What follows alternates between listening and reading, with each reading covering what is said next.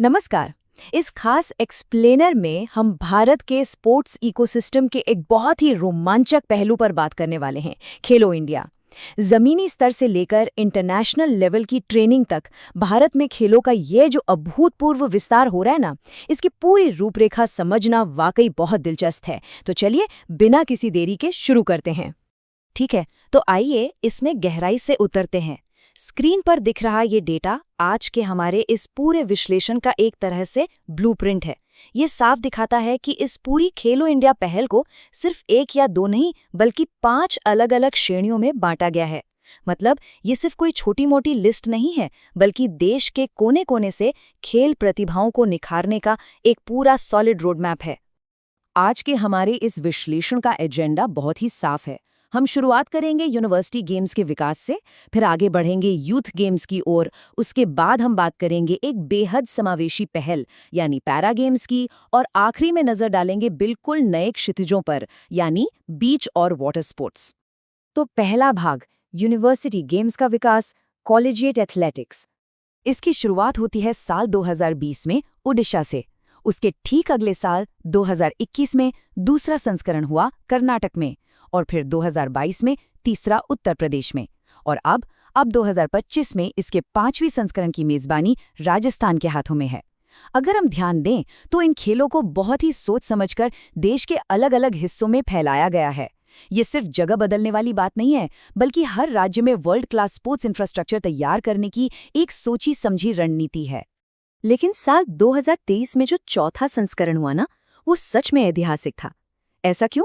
क्योंकि इस बार एक बहुत बड़ा कदम उठाते हुए 7 पूर्वोत्तर राज्यों ने मिलकर इसकी मेजबानी की। असम, सिक्किम, त्रिपुरा, अरुणाचल प्रदेश, मिजोरम और नागालैंड। इन सब का ये जो सामूहिक प्रयास था, वो पूर्वोत्तर के कोने-कोने तक खेलों का बुनियादी ढांचा पहुंचाने का एक जबरदस्त उदाहरण था। चलिए अब दूसरे भाग की ओर चलते हैं, यूथ गेम्स 2018 से आगे। ये जमीनी स्तर पर प्रतिभा की खोज का सबसे मूल हिस्सा है।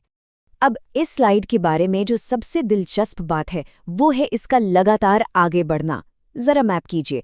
2018 में ये दिल्ली से शुरू हुआ, 2019 में पुणे गया, 2020 में गुवाहाटी और फिर 2022 में पंचकुला तक पहुंच गया। मतलब हर नए संस्करण के साथ इन बड़े आयोजनों को उन इलाकों तक ले जाया गया जहां शायद पहले उतना फोकस नहीं था। इससे इसकी पहुंच और भी ज्यादा व्यापक होती गई। और ये सिलसिला यही नहीं रुका। 2023 में 5वां संस्करण भोपाल में हुआ और 2024 में छठा तमिलनाडु में। अब 2025 में 7वें खेलो इंडिया यूथ गेम्स की मेजबानी कर रहा है बिहार। यहाँ एक खास बात यह है कि इस आयोजन में महाराष्ट्र ने टॉप पोजीशन हासिल की है।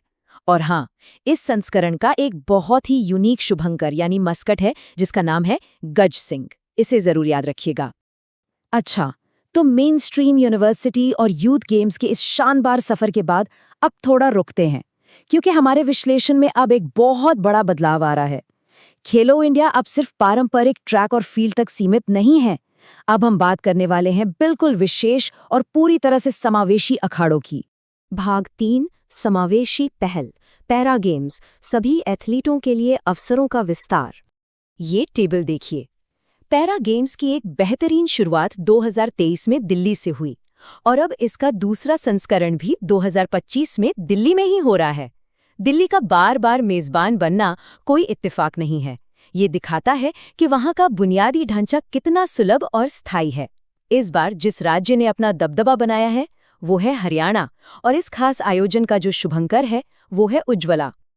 अब आते हैं चौथे और आखिरी भाग पर, नए क्षितिज, बीच और जल खेल। बीच गेम्स की बात करें तो इसका पहला संस्करण 2025 में दीव में हुआ, जहां मणिपुर सबसे टॉप पर रहा, और फिर 2026 में इसका दूसरा संस्करण भी दीव में ही प्रपोज्ड है, जिसमें कर्नाटक शीर्ष पर है। अब इन दोनों में एक चीज बिल्कुल कॉमन है, और वो है इनका शुभंकर पर्ल डॉल्फिन। दीव का इस तरह से एक स्थायी बीच गेम्स वेन्यू के रूप में उभरना तटीय खेलों को बढ़ावा देने के लिए एक बहुत ही कमाल का कदम है। और इसी सिलसिले में एक और ऐतिहासिक कदम है पहला खेलो इंडिया जल खेल महोत्सव या वाटर स्पोर्ट्स फेस्टिवल। इसके फैक्ट्स बहुत ही खास हैं। इसका आयोजन हुआ जम्मू कश्मीर की खूबसूरत वादियों में।